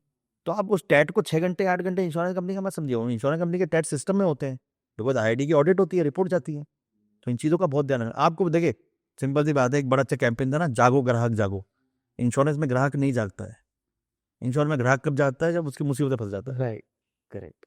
और फिर उसको ट्रस्ट इशू हो जाते हैं, हाँ। फिर उनको क्या सभी चोर नजर आते हैं इंश्योरेंस में, जबकि ऐसा नहीं है। 99% आज भी इंश्योरेंस के जो लोग हैं वो ईमानदारी से अपना काम करते हैं। फिर वो परेशान होता है। परेशान होगा, पैनिक होगा, कोई सुनने वाला नहीं है, किसके पास जाए, घर वालों को प्रेशर, तुमने इंश्योरेंस लिया, एजेंट फोन उठाने बंद कर देते हैं, कई बार एजेंट्स को भी नहीं पता होता है। राइट। राइट। राइट। ठीक है, कई बार होता है कि सर हमने तो बताया था एजेंट को कि मैं स्मोकिंग करता हूँ, साइन किसने करा था प्रपोजल फॉर, सर वो तो एजेंट से ही करा दिया, तो एजेंट ने नो स्मोकिंग कर दिया। एजेंट्स जरूरी है, लेकिन अपने पेपर तो खुद साइन करो यार, है तो कल को कोई भी आके कुछ भी साइन करा ले जाएगा आपसे। राइट। तो इस चीज का बहुत ध्यान रखना जरूरी है, अवेयरनेस है और कुछ नहीं है। राइट। राइट। राइट। सर एक टर्म आती है इंश्योरेंस में, को पेमेंट, वो क्या होता है? तो को पेमेंट का मतलब ये होता है कि समझिए मैं एज ए कस्टमर ये डिसाइड करता हूँ कि कोई भी क्लेम आएगा उसका कुछ पैसा मैं दूंगा अपने पास, अच्छा। सो दैट कि मेरा प्रीमियम रिडक्शन कम हो जाता है और इंश्योरेंस कंपनी इजीली अंडरराइट कर देती है। तो समझिए मेरी पॉलिसी में 10% को पेमेंट है, तो को पेमेंट जो असेस्ड अमाउंट है, देखिए मैं बार बार ना असेस्ड वर्ड यूज कर रहा हूँ, क्लेम अमाउंट यूज नहीं कर रहा हूँ, क्योंकि ग्रीवियंस सारा यही है। सर मेरा तो 2 लाख का क्लेम बन रहा था, आपने दिया 1.5 लाख, सर आपका असेस्ड अमाउंट 1.5 लाख, अब मैं उस पर 10% को पेमेंट लगाऊंगा, तो 15,000 आपको देने पड़ेंगे अपने पास। ठीक है, कोई भी कस्टमर ऑप्ट नहीं करता है। राइट। कोई नहीं करता, बिल्कुल। सिर्फ वो ये कि डॉक्यूमेंट किसने साइन किया है। यार इतना प्रीमियम ले रहे हो यार तुम लोग, वो सामने वाला तो 25,000 रुपये कर, सर मैं 15 में करके देता हूँ, जेट को पेमेंट पे टिक कर दिया। अच्छा, जो यंग एज में हम लोग लेते हैं इंश्योरेंस, उसमें भी कोपे होता है? को पेमेंट वॉलंटरी है, वो लेना है लीजिए, नहीं लेना मुझे। को payment is like sharing the risk. Okay. भाई समझिए मैंने एक घर लिया रेंट पे, 50,000 रेंट है, आपने कहा धर्मेश जी आप आ जाओ, आप 10 दे देना, तो को पेमेंट हो गया ना। ओके। तो यू डिसाइडेड कि 10,000 धर्मेश बियर करेगा, 40 मैं दूंगा। जनरली हमें ये पता था कि को पेमेंट जब ओल्ड एज की पॉलिसी होती है उसी में लगता है। नहीं ऐसा नहीं। अच्छा। को पेमेंट जनरली क्या होता है, पेरेंट पॉलिसीज में इसका प्रचलन ज्यादा है, रीजन क्या, उसमें क्लेम्स आने के चांसेस बहुत ज्यादा है, हर 100% क्लेम आने के हो जाते हैं। फ्रीक्वेंट हो जाते हैं, तो इसलिए को पेमेंट लगता है। लेकिन आप खुद भी जरा, मैंने अपनी कई पॉलिसीज में को पेमेंट ही लिया हुआ। ओके। वो रीजन क्या है कि अपना कुछ बियर कर सकते हैं तो प्रीमियम कम रहता है, आपका प्रीमियम कम हो कम हो जाता जाता है उसी वक्त। वैसे ये भी नहीं पता होता है कि हम voluntary insurance is sharing of risk, insurance company से अगर आप कुछ रिस्क बियर करोगे तो हम आपको पैसा कम कर देंगे। ओके। नो क्लेम बोनस क्या है कि सर हमने क्लेम नहीं करा आपने, तो आपका पैसा कुछ बचा हमारे पास, हम आपको दे देंगे। लेकिन आपको एक चीज बता दूं यहाँ पे कि जो भी क्लेम आता है ना, उस पॉलिसी के अमाउंट के बराबर इंश्योरेंस कंपनी को रिजर्व क्रिएट करना पड़ता है, अच्छा। उतना उसका कैपिटल ब्लॉक हो जाता है। तो आप ये बिल्कुल भी ना समझे कि आपने 5 लाख रुपए का क्लेम इंश्योरेंस कंपनी को डाल दिया और आपका क्लेम पे नहीं हो रहा है तो इंश्योरेंस कंपनी को लॉस नहीं हो रहा है। उनको वो रिजर्व क्रिएट करना पड़ता है, अगर वो रिजर्व क्रिएट नहीं करेंगे तो बहुत प्रॉब्लम हो जाती है। जैसे मोटर इंश्योरेंस में एक थर्ड पार्टी पॉलिसी इशू होते ही 15 लाख रुपए का रिजर्व इंश्योरेंस कंपनी को क्रिएट करना पड़ता है। आपने कितना प्रीमियम भरा है? 5,000 रुपए, पर 15 लाख की कैपिटल ब्लॉक है, क्योंकि वो तो उतने का क्लेम आ सकता है थर्ड पार्टी प्रॉपर्टी डैमेज में। हाँ, तो 15 लाख रुपए ब्लॉक करो, वो ब्लॉक पड़ा रहेगा। जब आप वो पॉलिसी इंश्योरेंस कंपनी चेंज कर देंगे उसके करीब करीब आई थिंक, जहां तक मुझे आइडिया है, आई मे बी रॉन्ग, 3 साल तक वो ब्लॉक रखना पड़ता है।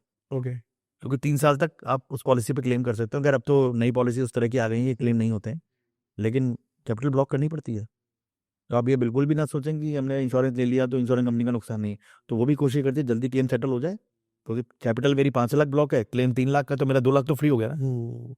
सर मोटर व्हीकल में हमने देखा है कि एक ही पॉलिसी हम कहीं और से लेते हैं उसका प्रीमियम कुछ और आता है, और वही पॉलिसी हम किसी और से लेते हैं उसका प्रीमियम कुछ और आता है, तो वो डिफरेंस क्यों आता है? सही है। देखिए यहाँ पे 2 सिनेरियो है, डिफरेंस कितना आ रहा है।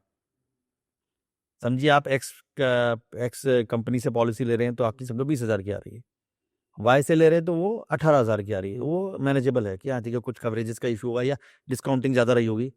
एक पॉलिसी का कोट आ रहा है 20,000 रुपये और आपको मिल रही है 4,000 रुपये में, बहुत बड़ा रेड फ्लैग है सर। वो बताऊँ कैसे होता है कि आपने बोला कि सर मुझे सिर्फ चालान से बचना है, आपने जैसे ही लाइन यूज़ करी आप ट्रैप हो गए कि अब आपको बचाना है पैसा। तो एक काम करो, आपका 20,000 का पॉलिसी हम 5,000 में कर देंगे, आपके 15,000 बच गए, लेकिन वो पॉलिसी 2 व्हीलर की थी। अच्छा, उस पॉलिसी को मैंने एडिट किया, ठीक है, आरटीओ में कुछ नेक्सस के थ्रू मैंने उसको सिस्टम में भी अपडेट करा दिया। एक्चुअली देखा जाए तो आपका व्हीकल इंश्योर्ड ही नहीं है। इंश्योरेंस कंपनी के साथ आप ग्लिच नहीं कर सकते। आप पहले ये सोचिए कि आप इंश्योरेंस पॉलिसी चालान से बचने के लिए ले रहे हैं या इंश्योरेंस पॉलिसी इसलिए ले रहे हैं कि कल को कुछ लीगल इशू आ गया, कल को मेरे हाथों मर गया या कुछ हो गया तो उसको कंपेंसेशन देने के लिए मेरे पास पैसे हैं या नहीं है। पर्पस इज वेरी इंपॉर्टेंट कि आपका पॉलिसी लेने का पर्पस क्या है। आपका पॉलिसी लेने का पर्पस ही फ्रॉड करना है तो आपके साथ फ्रॉड ही होगा, राइट। और आपका अगर पॉलिसी लेने का पर्पस बेनिफिट लेना है तो आपको बेनिफिट ही मिलेगा। आप खुद कह रहे हो सर 20,000 का पॉलिसी में 5,000 में करा लिया है, और क्लेम के टाइम पता लगा ये नहीं है। देखो क्लेम के टाइम आपको कोई नहीं छोड़ेगा, और लोगों को ऐसा लगता है कि क्लेम नहीं आते इस तरह के। आप जजमेंट्स पढ़ लीजिए सुप्रीम कोर्ट में जाके, आपको पता लग जाएगा कि किस तरह जज इतने स्मार्ट है कि वो वर्बल कैलकुलेशन कर देते हैं 3-3 करोड़ की। कहाँ से दोगे आप लोग? तो आपको ये समझना है कि देखो सवाल पूछना बहुत जरूरी है। आप पूछते नहीं है सवाल, अपने आप से ही पूछ लो यार। आप पोर्टल पे गए, आपने ऑनलाइन देखा सबका प्रीमियम 20 आ रहा है, एक फोन आता है मैं 5 में कर दूंगा। ऐसा वो कौन सा वो गॉडली कैरेक्टर आ गया अचानक धरती पे जो आपसे 5,000 में करके दे रहा है। और एक चीज आप ध्यान रखिए, इंश्योरेंस पॉलिसी में ना देयर इज नो रिटर्न। ना तो पॉलिसी आप वापस कर सकते, ना पॉलिसी आपको कोई रिटर्न देती है। ये मैं बहुत बहुत ही कैटेगरीली वर्ड यूज कर रहा हूँ, क्योंकि एक पूरी इंडस्ट्री हमारे इंश्योरेंस का एक प्रोडक्ट जो है वो रिटर्न्स पे चलता है। मैं उसके बारे में बात नहीं करूंगा, बट इंश्योरेंस पॉलिसी रिटर्न देने के लिए नहीं है, आपके रिस्क मिटिगेशन के लिए, आपके लॉस को कवर करने के लिए, आपके परिवार का ध्यान रखने के लिए। आप हॉस्पिटल में जाते हो तो आपका इलाज करवाने के लिए। बस ये सोच लीजिए आपके साथ कभी भी आपके साथ कुछ गलत नहीं होगा। Right, right. Sir term insurance की हम बात कर रहे थे, तो टर्म इंश्योरेंस में क्या सुसाइड कवर होता है? देखिए ये है ना, मैं आपको बताऊं, टर्म इंश्योरेंस जो है वो सुसाइड कवर करता है 1 साल बाद। पॉलिसी लेने के 1 साल बाद सुसाइड कवर होते हैं। लेकिन मेरा ये मानना है कि कोई ये सोच के पॉलिसी ना ले बिल्कुल कि मैं, क्योंकि सुसाइड आप प्लान नहीं करते, राइट। वो बट कुछ पॉलिसी सर्कमस्टांसेस ऐसे होते हैं। बट वो पॉलिसी कवर करती है। हाँ बिल्कुल, पॉलिसी में सुसाइड कवर होते हैं, पर पॉलिसी को 1 साल कंप्लीट होना चाहिए। Okay, okay.